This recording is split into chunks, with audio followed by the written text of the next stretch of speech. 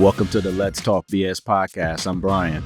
And I'm Sofia, and we're coming to you live from the 757, where we discuss real estate, culture, and current events.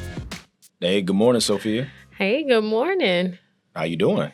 I am good. That traffic was a beast this morning, wasn't it? It sure was. It was not expected. Yeah. I got on the highway and hit traffic on 64 and 264. Oh, man.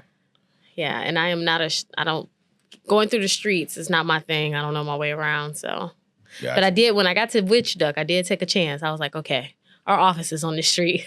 There's a way to get to Independence. So you got off on Witch Duck? Yes. You did? Okay.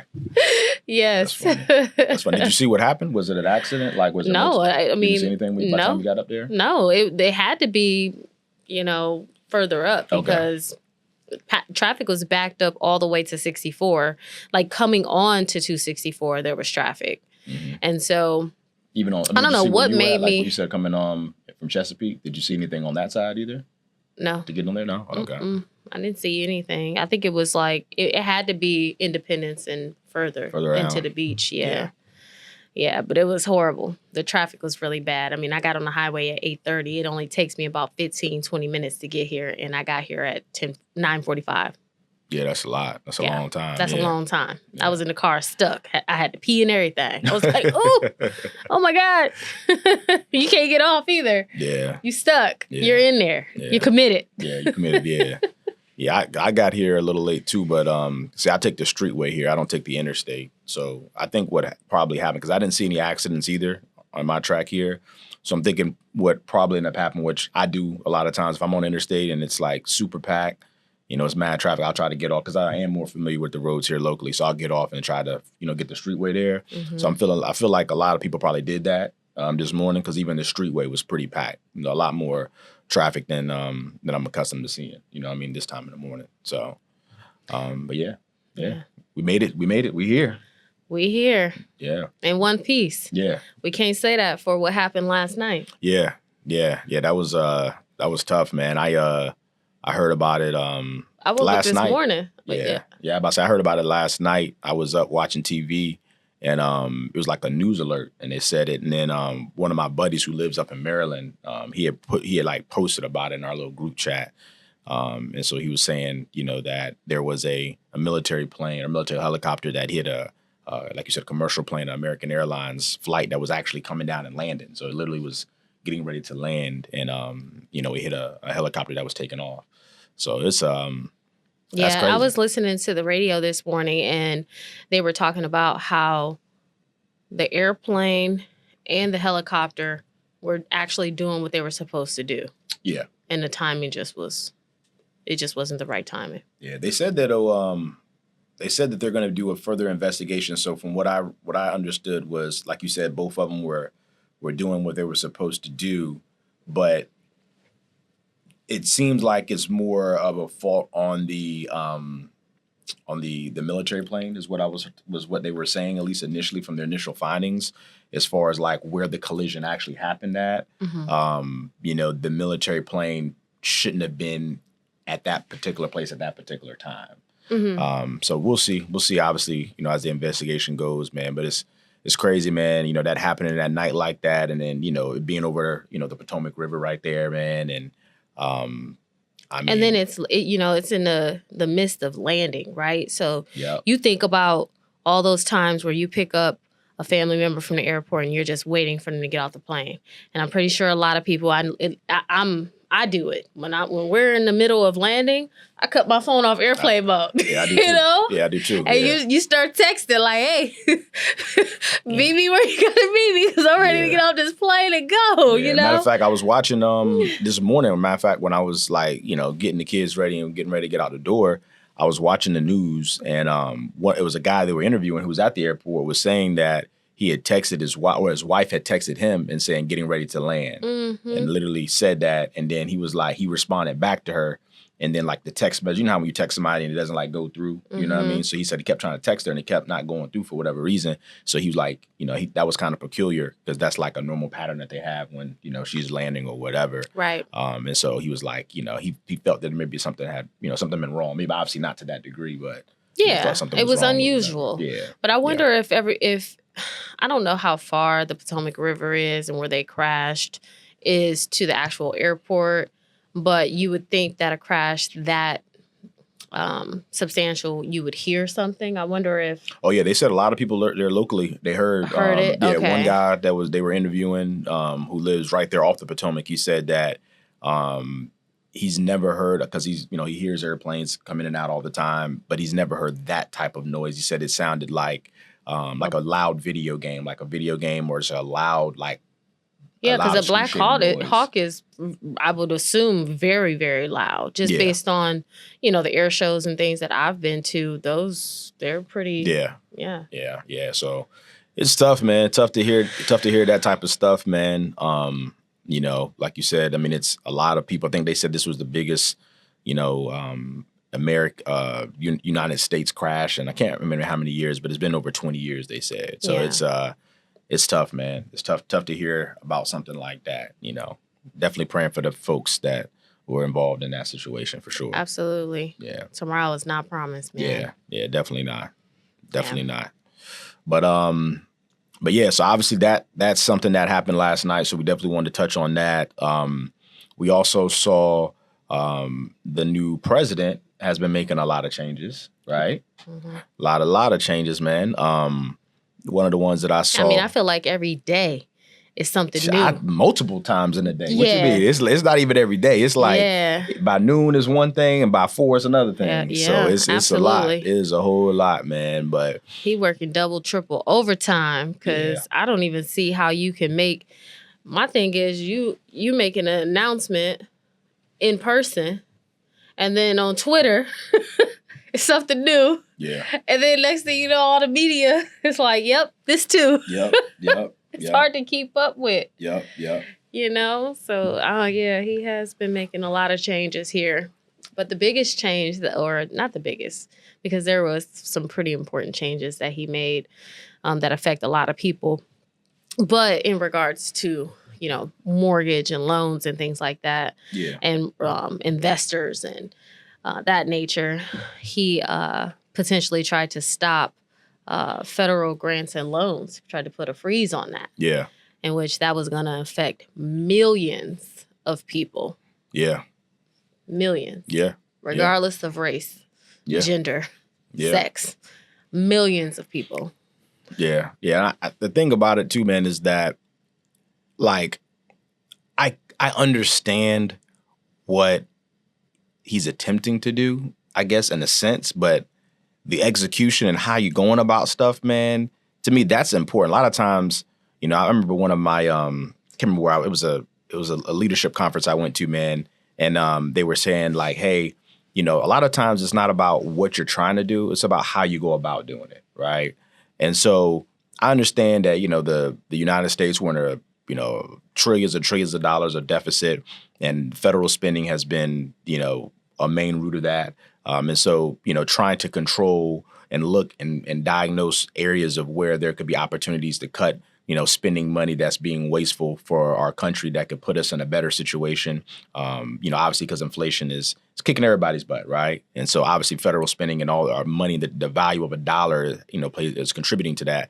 But just to have these knee jerk, hey, I'm going to do this and do that, and how it affects people, man, without any type of build up, you know what I'm saying? Or any type of hey, this is what we're going to do. Maybe you can better prepare yourself, put yourself in a situation where, you can ease yourself into something these just hey, boom, this is what it is. Boom, this is what it is. I just feel like that's just in leadership, man. That's just a terrible way of going about doing things, man. That's called dictatorship. Yeah, that's exactly what it's called. Yeah, exactly what it's called. Yeah, I'm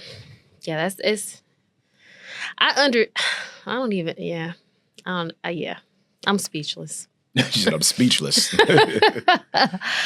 Yeah, that was going to affect a lot of people. I mean, you got to think it was going to affect SNAP benefits. It was going to affect Section 8 potentially. It was potentially going to affect Medicaid, Medicare, healthcare, elderly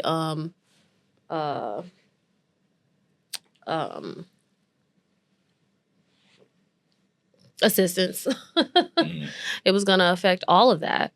So it was kind of before you place the freeze, why not collect the data and comb through it now before you go and place the freeze. It was like, oh, yep, I'm going to place the freeze, and then I want y'all to send me everything so we can review it. Correct. No, you should be reviewing it. Yeah. There's no reason to stop it ahead of time, because then what? Now what? You're going to displace millions of Americans from their homes because, I mean, at the end of the day, you know, if you are a landlord and you got Section 8 tenants, what are you going to do? You're going to hold out, not allow them to pay rent for months? Yeah. It's going to be hard. Yeah. You got to make tough decisions. They had that kind of going on. I remember during, I wasn't affected because I don't have any Section 8 tenants, but I mean, I remember that was not necessarily Section 8, but just, you know, during COVID, like where they had that time, just like we had a forbearance time as far as having mortgages, you know, where you didn't have to pay. You know, they had that time where, you know, you couldn't like kick somebody out of the house, you know, who weren't paying their rent on time, you know what I mean? And that was putting landlords and people in tough spots as well. But they did also have that ability to, you know, have forbearance on the loans. Yeah. So, you know, they kind of tied into each other to a degree. Yeah. So that, you know, that alleviated. But like you said, the situation that, you know, the way he was trying to go about stuff, bro, is it's crazy, man. Just knee-jerk reactions, man, is really, really, is really tough. It is. Yeah. It's very tough. Yeah. Did you see yesterday where Jerome Powell spoke? Yeah, I did. Yeah, I saw yesterday. He spoke, didn't really, it's funny, you know, didn't really say much. You know, I actually watched the whole speech.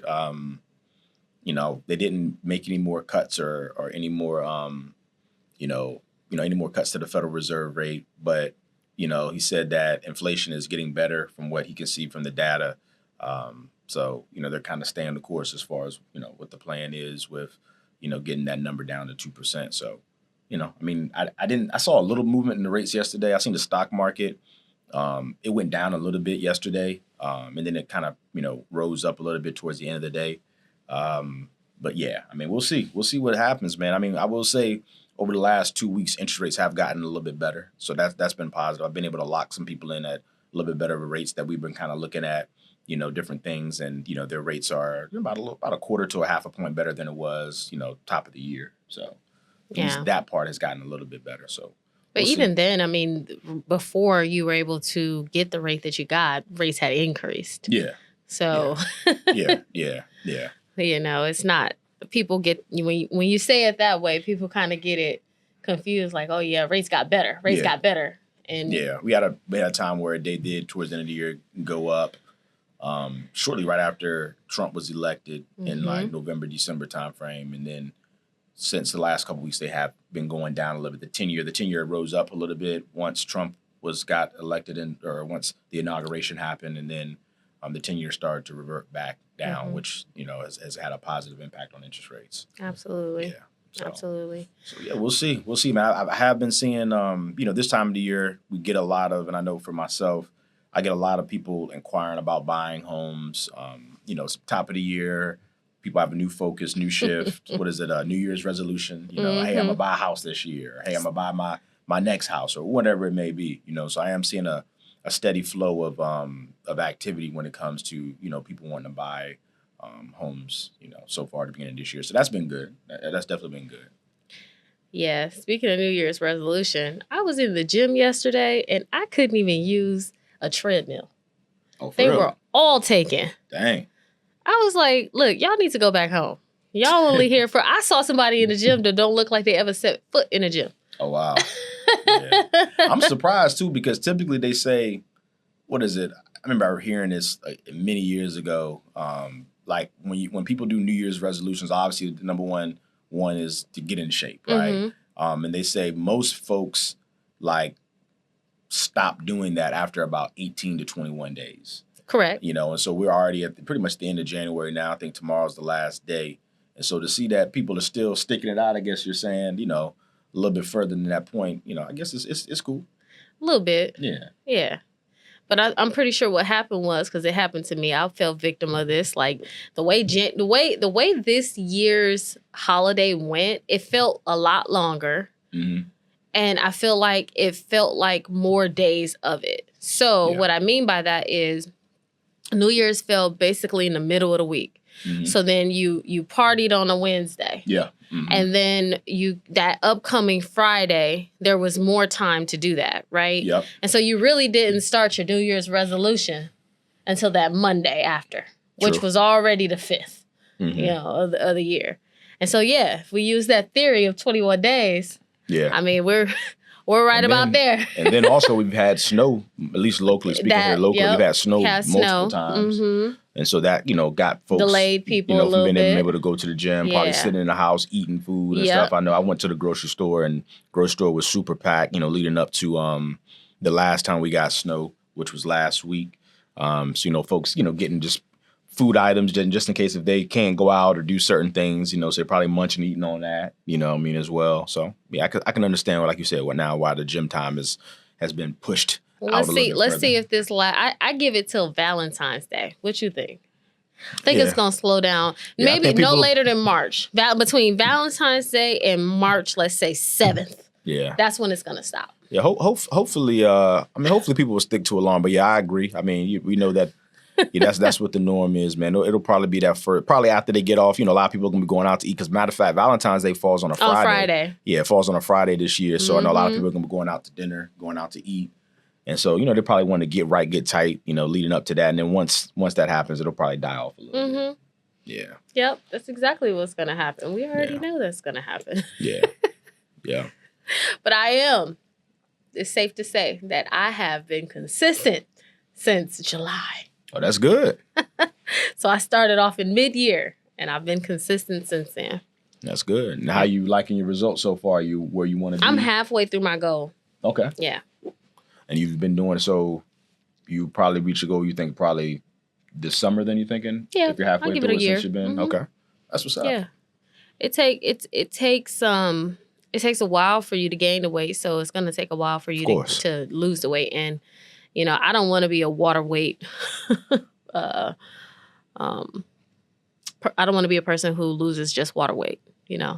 I can go and lose 10 pounds in a week. Yeah. But then once I eat a meal, it's all going to come back. I'm not trying to lose weight that way. Yeah. It's funny. You said, it takes a while to gain the weight. So it takes a little while to lose the weight. And I say the same thing about people in their credit, right? A lot of times people come to us and, they don't necessarily have, the greatest credit score, but they want, us to be able to say, hey, if you just pay this off, then your credit's now good. When they've put themselves in that situation over years, right? And so they want now all of a sudden to try to pay one or two things and think that their credit's going to automatically be, excellent credit. So I agree with some of that, but I do think that it's easier to mess up your credit. You can instantly mess up your credit, but it takes a while to regain it. It's almost like a GPA in high school in high school and college, right? So you're in college, you're doing great, and then you get 2 bad grades, and now your GPA falls, and you're working hard as hell to get that GPA back up. This is where I think we're going to disagree.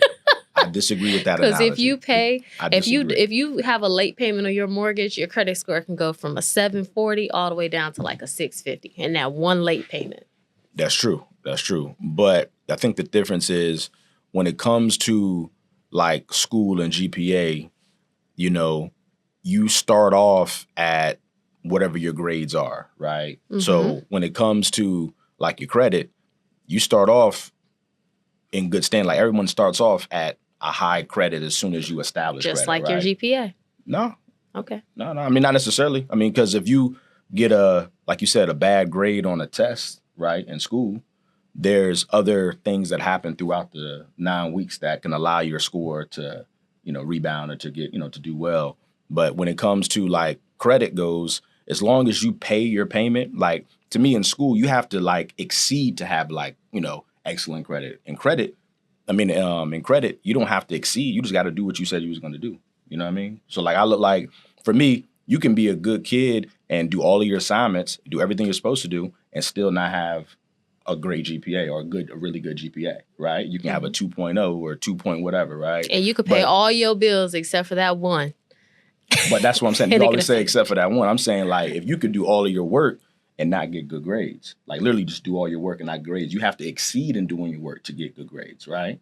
But when it comes to your credit, you don't have to exceed in anything. You just got to make your payment on time. That's it. And you'll have good credit. You have to mess up to not have a good credit. You don't have to mess up to not have a good GPA in school. You can literally go to school, do everything you're supposed to, and not have a good grade. You know what I'm saying? So that's how I just think it's a little bit different when it comes to that. Yeah. Yeah. Well, what else have you seen that in the news here lately? It's been so much, it's hard to choose. Yeah. I feel like, one thing that was really funny that I won't say it's funny. It's hard because there's some things that we see in the news that is so sad that you gotta laugh about it, right? Mm-hmm. So I saw in the news where this guy, he was Hispanic, and he got picked up by ICE, and he had on a T-shirt that said Trump 2024. Okay. And I thought how ironic is that? Yeah. Yeah. How ironic is that? And we're going to show you the picture.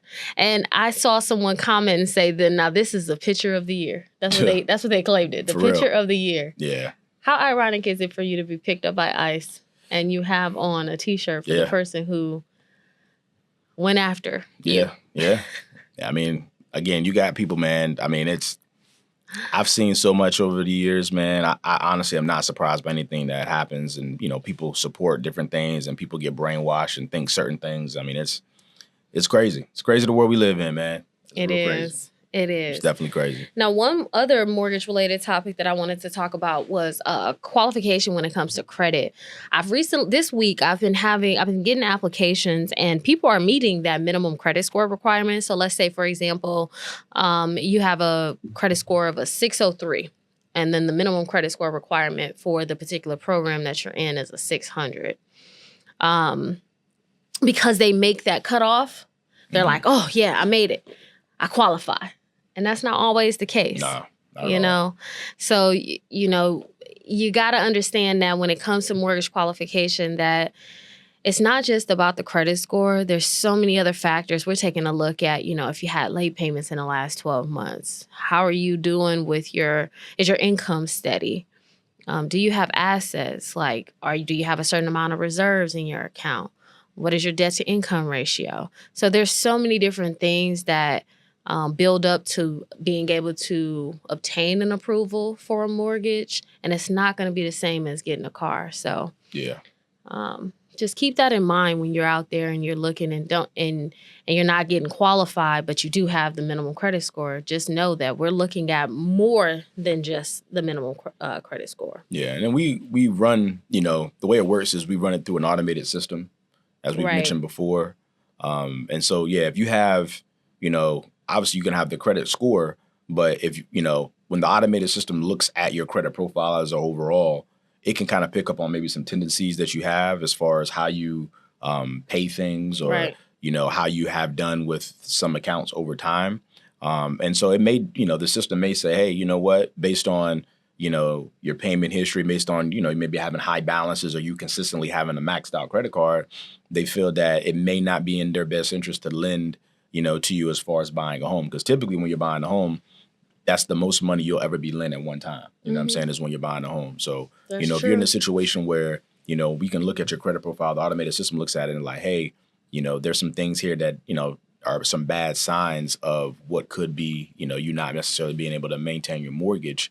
Then, you may not be approved, like as far as through the automated system, and then sometimes there's some ways where we can do like manual underwrites, where if, you're kind of that particular point where you have the minimum credit score, and there's nothing really that's showing in the last 12 months of any type of, derogatory events or any type of, late payments and things of that nature, then we can look at that and have an actual underwriter review it and, give a decision or approval based on, an actual review of an underwriter versus the automated system. Absolutely. And sometimes just having a savings account can save it. Yeah. Right? 100%. Huge. Yeah, just having money in the bank, that is a positive factor that we look at when it comes to giving an approval. Because what we're looking at is okay, you may have made a late payment in the past, but now you have worked yourself up to have this savings account. So if something happens, you can afford to make the payment. Yeah, something to fall back on.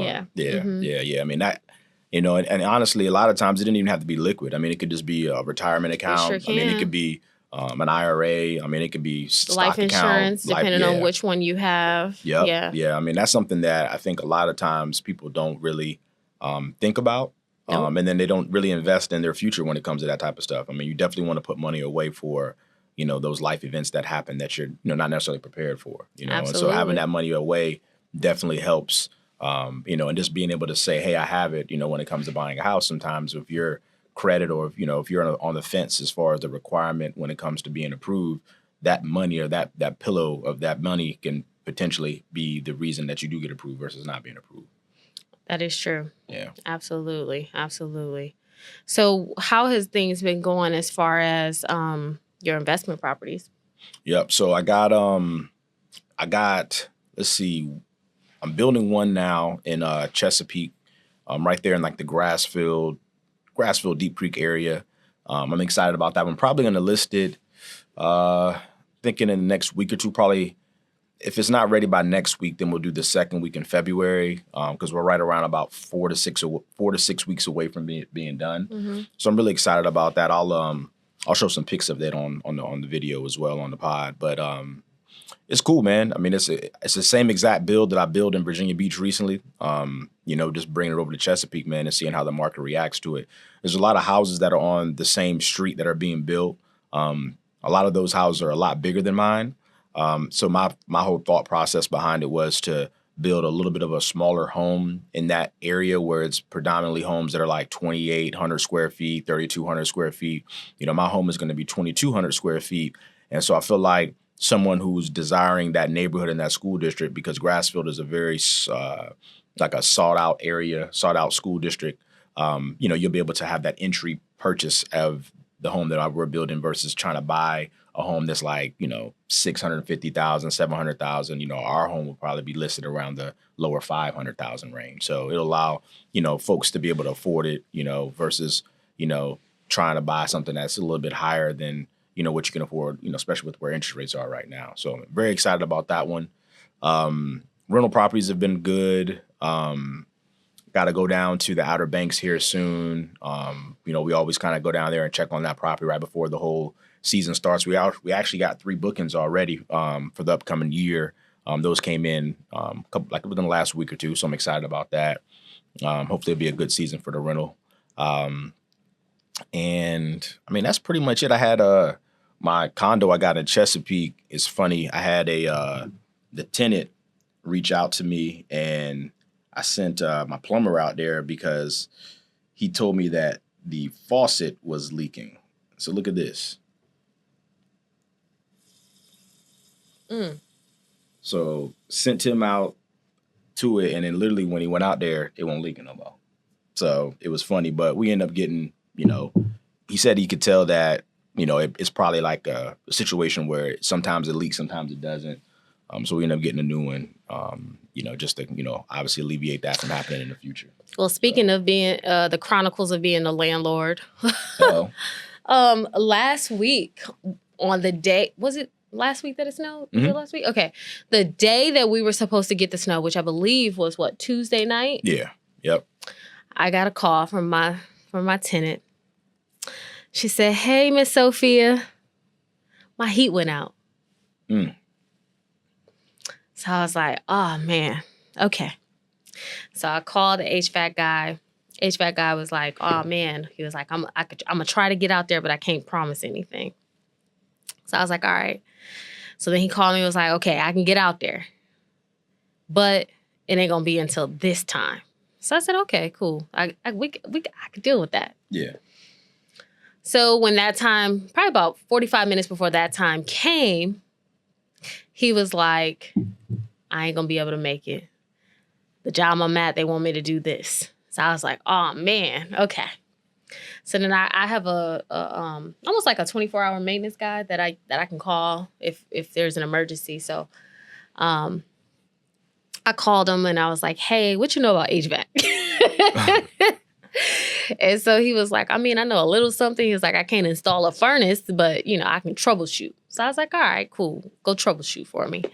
So he's like, "All right." He was like, "I'm gonna go out there." So my HVAC person called me back within 20 minutes of all of everything that was going on and was like, "Hey, this guy doesn't want me to do this job today because of it being, one, about to snow, and then two, I think the person's wife was sick, and they just didn't want the in and out. You know how it is when you're installing a furnace. You got to break the furnace down, depending on the house, to be able to get it to where it needs to go, and then they got to pretty much put it back together, right? Yeah. And so I was like, all right, cool. So he's like, I could be at the house within an hour. So then I had to call my maintenance guy back. It was like, hey, don't go, because I got a real HVAC guy going. So anyway, my HVAC guy gets out there and he's like, I'm troubleshooting and the motor went out. So I was like, okay, the motor went out. How much is it to fix? So the motor ended up being like $900 to fix it, and it only came with a 1-year warranty. So I was like, man, like, I'm a firm believer that once you start fixing on machinery like that and you start taking it apart, it starts to reveal other shit sometimes, right? Yeah. And depending on what the cost of taking it apart is, then sometimes it's just better to replace. Yeah. So I said, okay, run me a quote for replacing the furnace. And so he said, okay, replacing the furnace is going to cost $16 something to replace the furnace, which is, $700 more. Yeah. But if I replace the furnace, I get a 10-year warranty. So I was like, I thought about it. I contemplated. And then what put the icing on the cake was, he was like, they only got one in stock. And if we wait to order it, like let's say you don't get it and we got to order it, it's going to take 5 to 7 business days, 5 to something business days to get here. But we were getting a snowstorm that night. So you can't determine that on, what the shipping label says. You got to think about the environment and how it's going to get here, right? Yeah. So I said, you know what? Forget it. Just go ahead and install it. So at the drop of a dime, I had to install a new furnace. Yeah. Yeah. It's tough. That day. So be prepared, folks, if you want to be a landlord. Oh, yeah. Be prepared for the unexpected. If you're a homeowner, be prepared for the unexpected. And that's why having that savings account is important. Yeah. Because if your heat go out and we're about to get a snowstorm, you have to be able to fix or replace it unless you're going to be in the cold. Yeah, most definitely. Yeah, as a person who owns, a good amount of properties, I mean, that's definitely, want to put money to the side. Hopefully the rental property that you own, you're, making, some money off of it on a month-to-month basis. And so if you are, you don't want to go spend that money. You want to put that money to the side, because when things do come up, you're not coming out of your own pocket or whatnot. The property is essentially paying for itself in that regard. You know what I mean? So, yeah, sorry to hear about that situation. That's tough. Yeah. Yeah, I've had it. I haven't had the winter situation happen before. I've had summertime though. I've had it be summertime and HVAC go out and the person like, yo, like it's blazing. You know what I mean? And so we had to get a hotel for him to stay in because I remember this particular time. It was a couple years, like I think it was either last year or year before last. I mean, it was really, really hot. Like it was brutally hot outside. And so he was like, yo, yeah, we offered to get a hotel for him. And he stayed there overnight and was able to get that HVAC guy over there and get it fixed. And that one, we had to put a brand new unit in that one. So that was, a little bit more expensive. But, it worked out. We had the money, put to the side and it all worked out. And, tenant was happy, so it was cool. Yeah. I had offered for the tenant to stay in a hotel for the night and they opted out, actually. I was surprised. I was really surprised. But because if it was me, baby, I'd have been a hotel. Like, give me one with a pool, too. I'll just play. Yeah. But honestly, though, you think about it, though, too, I didn't even think about this because, like I said, I haven't had this situation before when it's been, like, wintertime. It's always been, like, summertime, But winter, with their situation, one of the reasons they probably didn't want to do it is because, like, inclement weather, too. You got to think about that, too, right? Let's say they did go stay in a hotel and it's snowing and they can't get back to their house. You know what I'm saying? So it's like, oh, yeah. Those things are a little bit more different factors that are involved versus, like, if your AC or your heat breaks down and there's not inclement weather, where as far as transportation could potentially, be affected by it. So, yeah, it's interesting. Yeah. Yeah. So I went back for the first time and actually watched a couple of clips that were posted about our podcast. guys, I don't watch the clips because I will critique myself. I'll be like, "Ooh, look at that angle. I look fat. Oh my God, look at this and look at that." So I don't watch it, for my own sanity, right? Okay. But I saw that we got a lot of views when it came to the topic of the 4 R&B artists. Okay. Okay. Yeah. And so I was looking at myself talk about the Michael Jackson. I want to say I saw a couple comments where they were like almost booing me. Shoot, I booed you too. What you mean? Boo! Boo! Yeah. Oh, yeah. It's always nice to have a hater or two. Oh, man. Nah, you just ain't got a good taste in music, man. That's all. Do. I like everybody that you talked about. I didn't say that I did. I know. I based it on my age. For people who I would say are true music connoisseurs, which I would say of myself as a true music connoisseur. Really? There's certain people when they're in categories, you put them over there. Like they're not.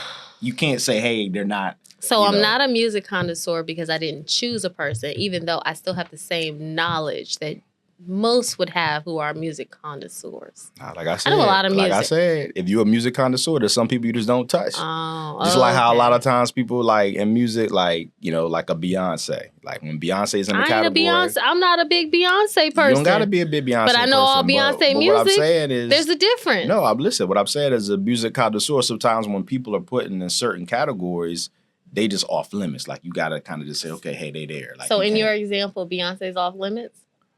What do you mean in my example? Like if she was in a category, if she was in a category.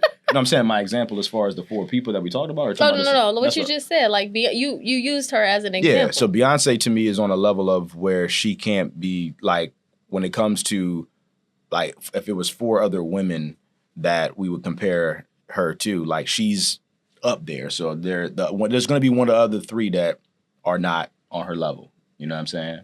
So yeah. To answer your question, like in that scenario where it was Michael Jackson, especially, R. Kelly, Chris Brown, and Usher, yeah, Mike is like, to me, he's over here, Okay. When it comes to that. Hey, it looks like a lot of other people agree with me. I mean, I don't know. You're right. You're right. Everybody 40 plus. Oh, okay. Okay. She said 40 plus. All right. It's funny. She laughing. She the same age as me. Nope. Yes, we were born in 2 different years. Okay, here she goes. Is that not a fact? But you can be. Yeah, is that not a fact? That's a fact. But you can literally be one day apart. I don't want to hear. You can literally be one day apart. So let's break that down though. No. We graduated high school the same year. So like, what are we talking about? We're grouped in the same type of age demographic. No. We were born in 2 different years. I'm on this side. You on that side. Okay. All right.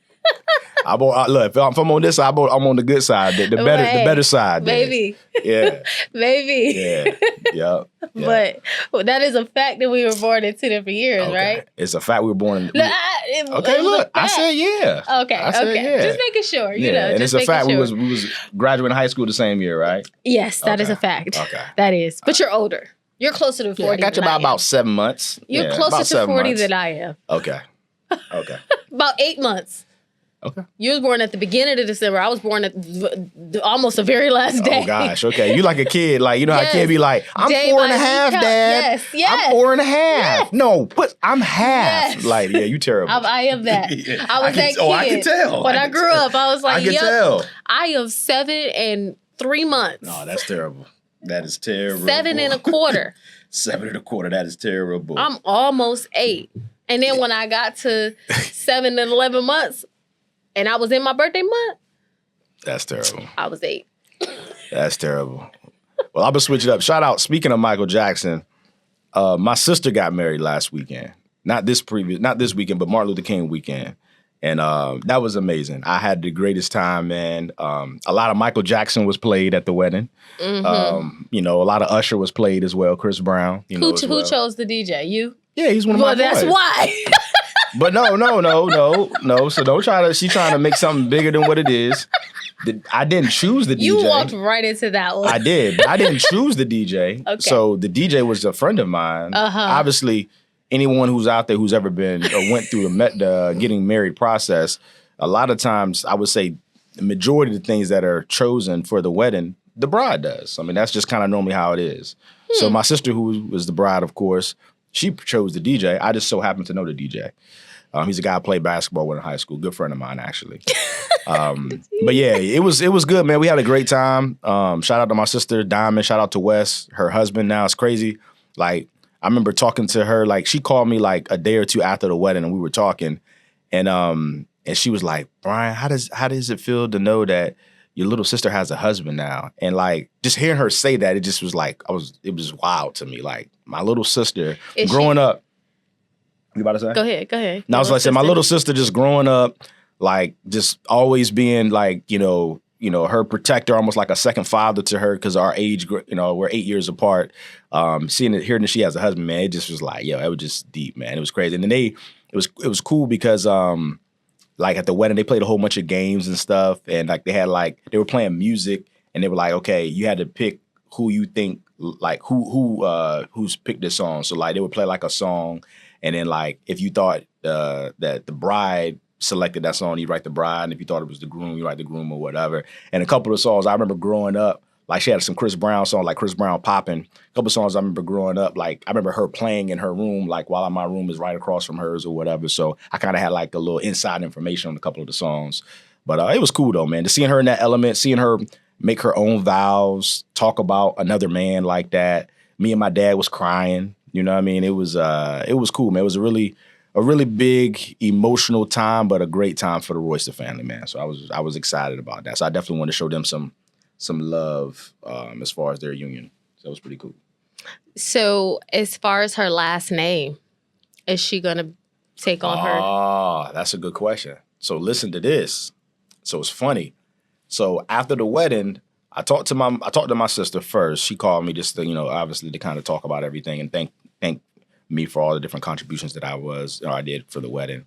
And so it was funny because I talked to my mom the next day. So I think it was Tuesday, because the wedding was on Sunday. So I talked to my mom on Tuesday, and my mom was telling me, this is something that me and my sister never talked about. So my mom was saying that, Diamond, she was just really excited the wedding was over. It was a whole bunch going on or whatever. But she was like, something that she hasn't decided yet is how she's going to take her last name. And so she was like that, Diamond, she's an attorney. And so she was like, everything that she's succeeded in and had has been with the last name Royster. Then she said that that Wes, her husband, he said it doesn't matter to him. Like, but Diamond said she didn't want to have it hyphenated. So she didn't want to necessarily, like, because that's what most people do in the situation. They'll have their name, like you have your name hyphenated, right? But Diamond was like, nah, she didn't really want to have, because his last name is Whitfield. So she didn't want to have it hyphenated. So she was like, you know what? They're going to become a Royster? Nah. Oh. Nah, nothing like that. The way you were talking. Nah, nothing like that. Even our camera guy thought that. Nah. What she's going to most likely do, and I need to ask her, because this was like a little over a week ago we had this conversation, but what she's most likely going to do is do the same thing that my wife did. My wife, it wasn't like a big conversation. She obviously wanted to take my last name, but it was a situation where she didn't know what she wanted to do with, like, her middle name and her last name. So what my sister is looking at potentially doing is just moving her last name to her middle name. You know what I'm saying? So having it her first, like, basically her middle name going away, in a sense. So you have your first name, your maiden name, and then now your new married name. Yeah. So that's what at least at that time, that's what the decision was looking like it's going to be. But we'll see. I don't know. I haven't talked to my sister about that since then. So we'll see. Okay. Yeah. Yeah, that's actually, I don't know. Her being an attorney, that's a big accomplishment. I don't know. How old is she? 30. Yeah, 30 years of your life, you were a Royster. And you made it a big accomplishment like that? I don't know. Yeah. But to me, I guess, the way I look at things, man, I remember I used to feel a little bit more way about it back when I was younger. Obviously, as I'm older, man, think little stuff like, not little stuff, but just stuff like that don't mean as much to me as it used to mean. You know what I'm saying? Because, one thing about life is you always kind of have like a vision of what things are going to be or how things are going to be and how you want things to be. But ultimately, you know, it ain't up to you a lot of times, you know what I mean, when it comes to how things play out, you know. I've kind of learned that over my time. But when it comes to like a last name, I always just looked at it like, you know, the traditional sense of, you know, when, you know, you were that person and now you're now, you know, one person, you know what I mean? And so that last name was something that you would join. But I understand everyone has different, you know, emotional ties and, you know, family ties to wanting to have certain things done or whatever. But the way I always view it was just like, yo, you know, you're right, you accomplished those 30 years. Now you're entering a new chapter into your life. You know what I mean? So taking that last name is kind of the changing of guard of, you know, how they normally have like your father hand over to the, you know, hand the daughter over to. But how does she move forward with her accomplishments? Like, did she like her degree, everything is in her maiden name, right? Mm-hmm.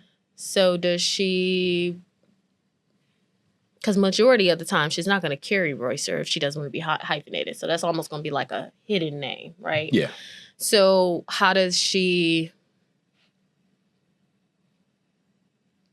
move? I mean, her accomplishments don't go away. I mean, it just her name is different now because she got married. Right. So, I mean, it ain't like none of that stuff doesn't exist. I mean, it's still...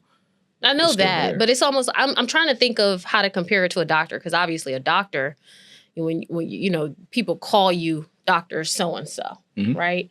Mm-hmm. So it is a little bit more, it is a little different than an attorney. I guess it's really not as big. Yeah. But I mean, I don't know. You can get called, again, name stuff, man, it used to mean a lot more to me, but it really like, don't. Let's say you can call a doctor something like, but that not necessarily if you've done research and you've done these things and because usually when you're a doctor, you've gone through so much schooling, there are things that you may have done, right? Mm-hmm. Where it was maybe published that way. Mm-hmm. And then you take on a new name and it's kind of, I ain't gonna say it's not recognizable, but of course, you know, it would take a person to really know that it's the same person, you know, type of thing. So it does diminish some of your accomplishments. Not saying that it's a bad thing, but I can understand from a doctor's perspective why you wouldn't. But I could also understand why you would. It's just, you know, I was wondering. Yeah. So what you got coming up? Let me see. Coming up, not much coming up this weekend. I don't have anything planned really. I was able to play golf for the first time of the year. What was it? What's day? Thursday, Tuesday. The weather was good the last 2 days. I think today is going to be decent, but yesterday was 65 degrees. Yeah, yesterday was hot. Beautiful. Yeah, It's crazy how we went from almost zero. Yeah, it was snowing last week, and then like you said, this week. I mean, it was literally yesterday. Well, Tuesday I played golf, and then yesterday my son he wanted to play. So when he got out of school, he came. I took him to the golf course, and we just hit some balls at the range or whatnot. We spent some father-son time, which was pretty dope. But so I played golf for the first time. This weekend, my son has a basketball game. One of my buddies, they're having a baby shower for their upcoming child, a third child. He's finally getting a boy, so excited about that for him and his family. Let me think. That's pretty much it. I know the Super Bowl is coming up. I'm excited about that. I always get excited about the big game. My boys are not in it this year, which sucks. But you can't win them all. Can't go every year. That experience last year still was great. I was actually the other day looking at like old like photos and pictures and videos of last year. And like, it was crazy because like when you're in it, you got so much going on. It's like, you know, it's cool. Like you have those memories. But then like to look back, I'm like, yo, I really did that. Like I really like was at the Super Bowl last year. I was able to see like, you know, unfortunately, the person that I exited out in our four group, the people we talked about, I saw Usher perform. Like I still got this like lanyard for Usher that everybody got when you went there or whatever, man. And you know, I met some people, took some pictures, man, ate some really good food, man, and was able to check something off my bucket list. So that was pretty cool, man. That was really cool. Yeah, the Super Bowl this year is in New Orleans, as a matter of fact, too. So that should be a good time. I've never been to New Orleans before, so I definitely want to get down there eventually. You're going? No. I said I've never been to New Orleans. I want to get down there eventually. Okay. Yeah. I'm just saying that, you know, with the Super Bowl being in New Orleans. I've never been there either. Yeah. I hadn't been down there before. Kendrick Lamar's performing this year. Him and SZA. I know they got a tour going on. And so this should be pretty good. Oh no, that wasn't. Is it SZA that's in the movie? With Kiki. Kiki Palmer. I want to go see that movie. Yeah, it do look pretty funny. We were supposed to go as like a girl group, but everybody got different stuff, so we didn't get a chance to go. Gotcha. But I definitely want to go see that movie for sure. Yeah, it do look funny. It does. Yeah, let me think. Yeah, that's all I got. Just like I said, Super Bowl coming up. Okay. And it's got a baby shower and, like I said, kids' games, pretty much it. Okay. I seen the weather next week is supposed to be really nice, though, too. So there'll be probably some days where I can play golf. It's supposed to be like in the I think Monday and Tuesday, like 65, 70 degrees. Nice. So, yeah. That's really nice. What about you? What you got going? Oh, so tonight we have that networking event. Yep. That's true. And then tomorrow I'm actually leaving out. I'm headed to Ocean City, Maryland. Okay. Yeah. What's going on there?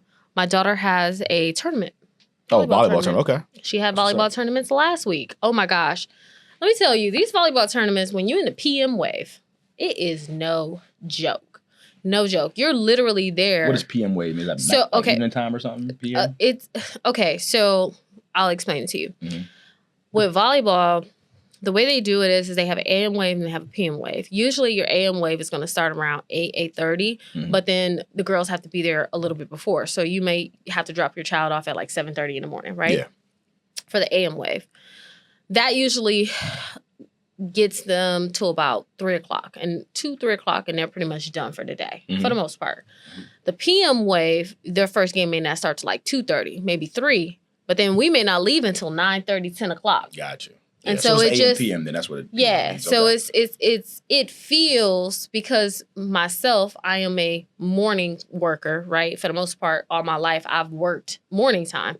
Yeah, of course, I do some pre-approvals at night, but I'm never going to review, for the most part. I ain't gonna say never, but for the most part, I'm never going to review and do real work in the evening time unless it's like, oh, I'm getting ready to make an offer. Okay, cool, I got you. Yeah. But just to go over your credit profile and to tell you how your application looks, I'm not going to do that at night, right? Mm-hmm. So when you equate that to being at this volleyball tournament in the evening time, I am sitting there exhausted, like, oh my God. Because usually for me, I'm doing something, I'm up early in the morning, right? So for me to be up at 5 o'clock in the morning and now I am out and about until 10, yeah.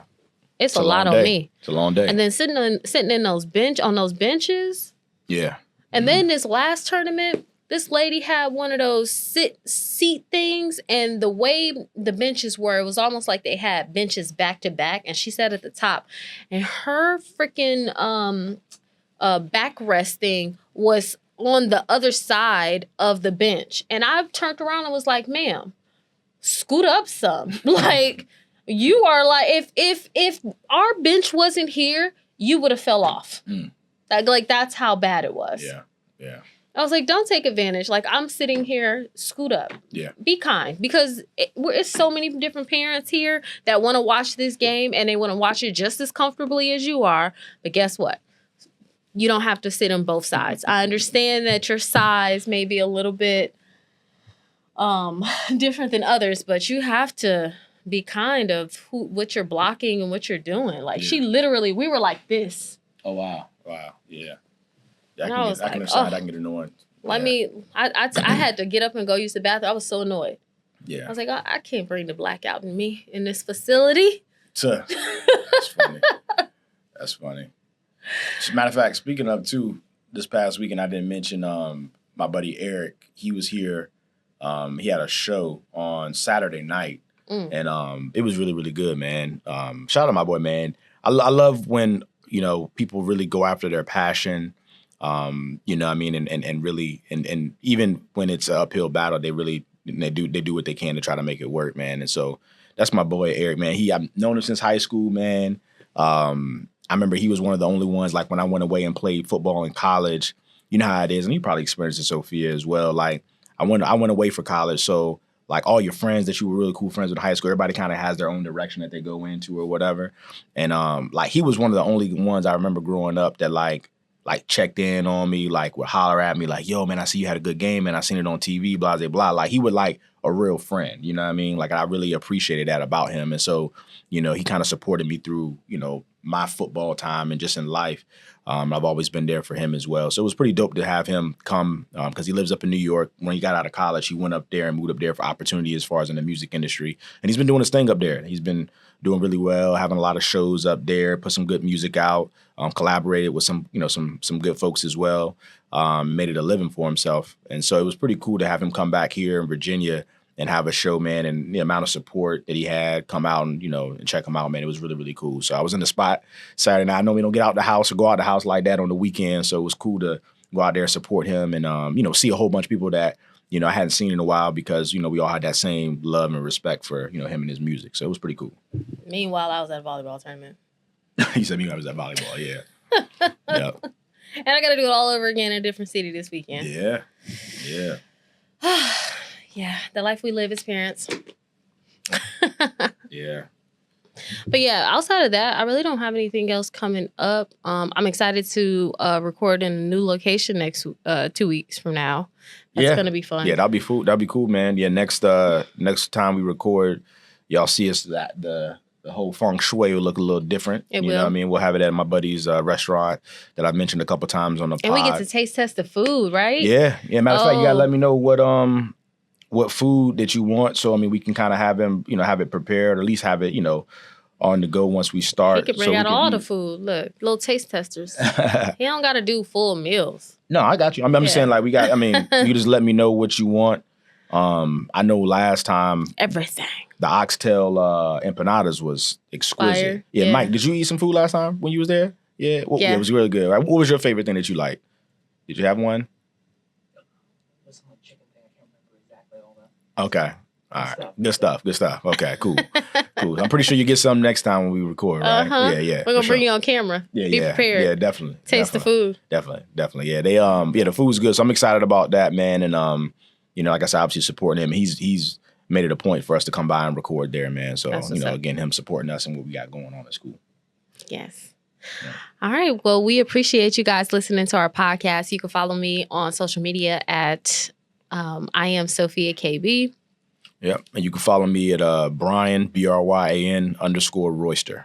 All right. And you can follow the podcast at Let's Talk BS PC on all platforms. So please like, share, and subscribe to our YouTube channel. There we go. You got it right first time. Look at that. Look at that. What? There we go. Yeah, we have like a little applause. Progress. Right, it took me 4 years to get there. Hey, look. You kept at it. I kept at it. Yeah. Well, we will see you next week. All right, see you.